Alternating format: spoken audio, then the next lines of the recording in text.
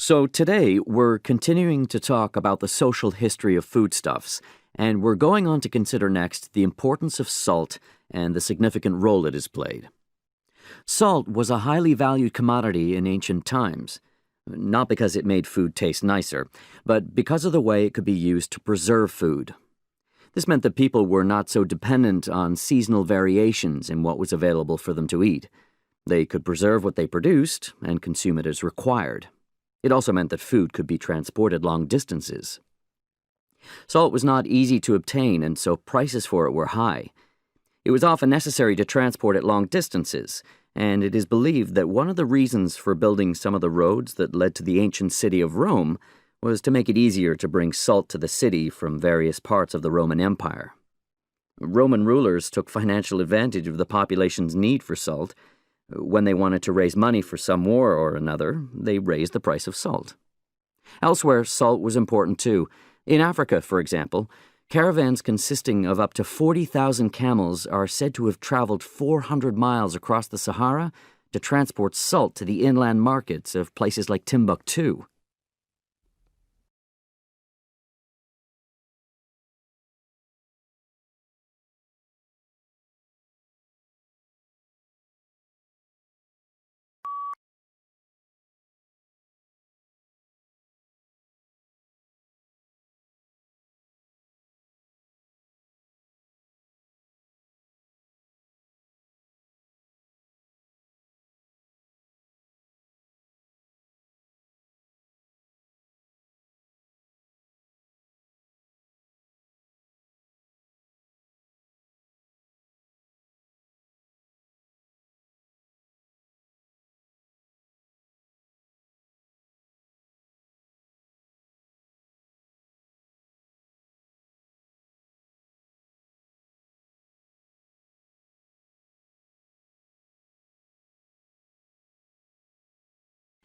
So today we're going to talk about children's literature and the role it plays in society. Throughout history, adults have used the power of stories to entertain and amuse their children. But stories are not used merely to entertain youngsters. They have a significant educational purpose. They serve to teach the moral values of their society. In sociological terms, stories are one of the means by which children are socialized. How does this work in practice? Well, it often makes use of heroes, the characters in the stories who the children will admire and want to be like. The heroes of children's stories, therefore, exemplify the qualities valued by that society.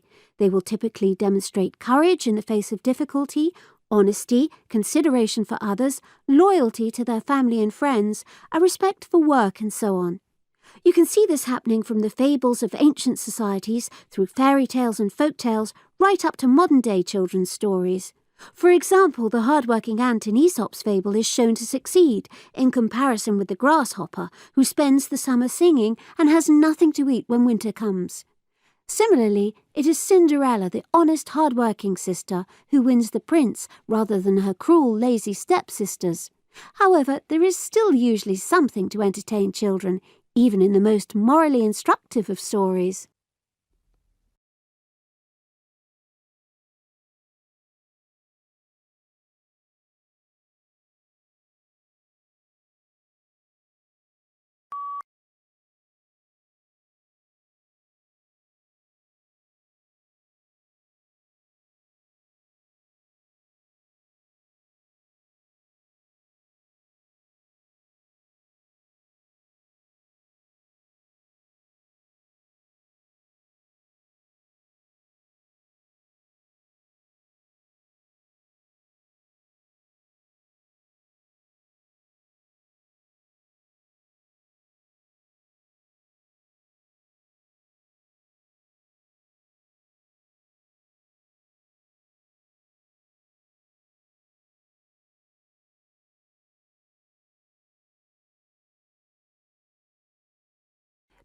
This week I'd like to start by talking a bit about electric vehicles.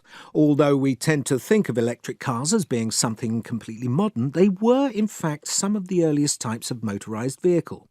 At the beginning of the 20th century, electric cars were actually more popular than cars with an internal combustion engine, as they were more comfortable to ride in. However, as cars fuelled by petrol increased in importance, electric cars declined. The situation became such that electric vehicles were only used for certain specific purposes, as forklift trucks, ambulances, and urban delivery vehicles, for example.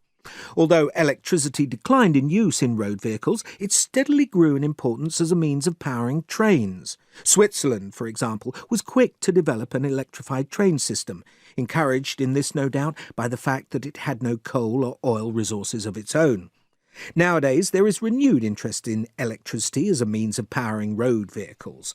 Why is this the case? Well, undoubtedly, economic reasons are of considerable importance. The cost of oil has risen so sharply that there is a strong financial imperative to look for an alternative. However, there are also environmental motivations. Emissions from cars are blamed in large part for, among other things, the destruction of the ozone layer and the resultant rise in temperatures in the polar regions. A desire not to let things get any worse is also encouraging research into designing effective electric transport.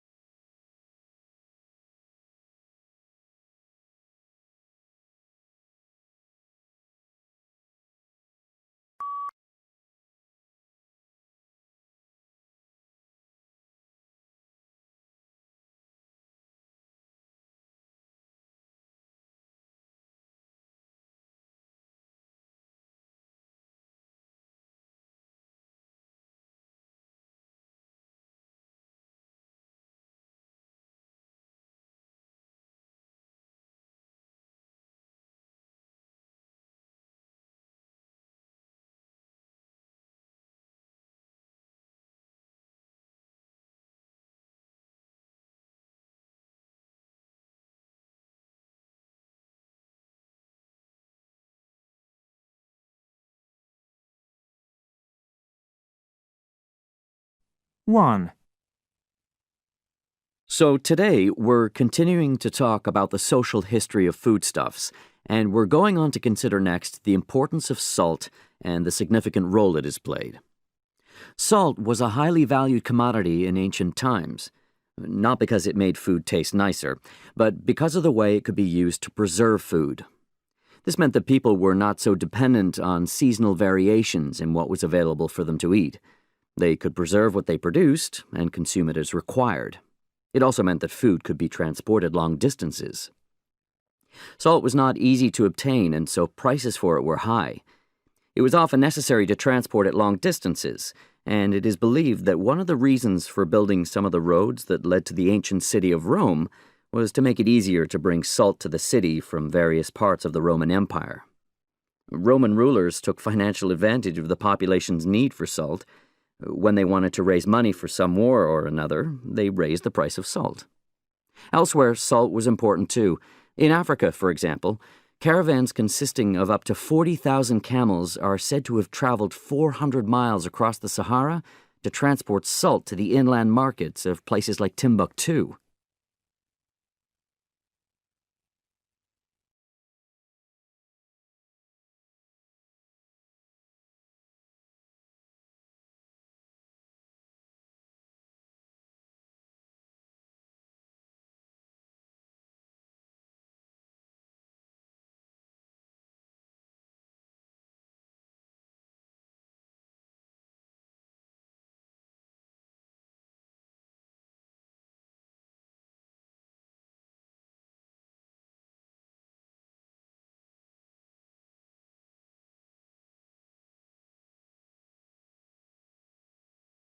Two. So today we're going to talk about children's literature and the role it plays in society. Throughout history, adults have used the power of stories to entertain and amuse their children. But stories are not used merely to entertain youngsters. They have a significant educational purpose. They serve to teach the moral values of their society. In sociological terms, stories are one of the means by which children are socialized. How does this work in practice? Well, it often makes use of heroes, the characters in the stories who the children will admire and want to be like. The heroes of children's stories, therefore, exemplify the qualities valued by that society. They will typically demonstrate courage in the face of difficulty, honesty, consideration for others, loyalty to their family and friends, a respect for work, and so on. You can see this happening from the fables of ancient societies, through fairy tales and folk tales, right up to modern-day children's stories. For example, the hard-working ant in Aesop's fable is shown to succeed in comparison with the grasshopper, who spends the summer singing and has nothing to eat when winter comes. Similarly, it is Cinderella, the honest, hard-working sister, who wins the prince rather than her cruel, lazy stepsisters. However, there is still usually something to entertain children, even in the most morally instructive of stories.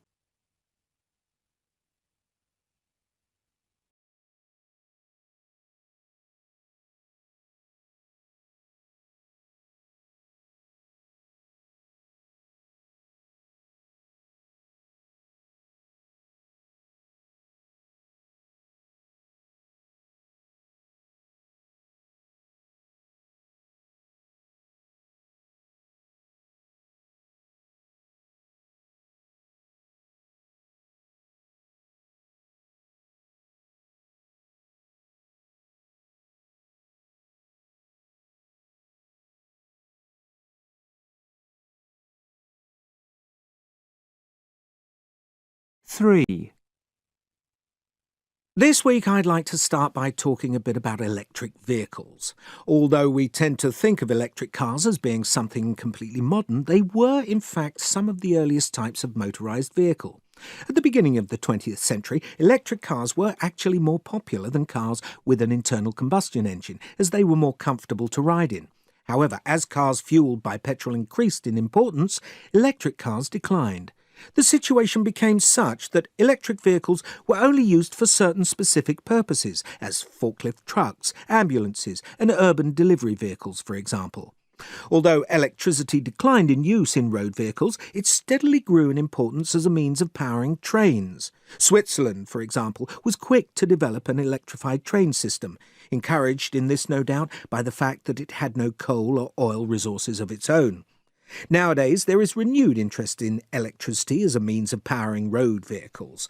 Why is this the case? Well, undoubtedly, economic reasons are of considerable importance. The cost of oil has risen so sharply that there is a strong financial imperative to look for an alternative. However, there are also environmental motivations. Emissions from cars are blamed in large part for, among other things, the destruction of the ozone layer and the resultant rise in temperatures in the polar regions. A desire not to let things get any worse is also encouraging research into designing effective electric transport.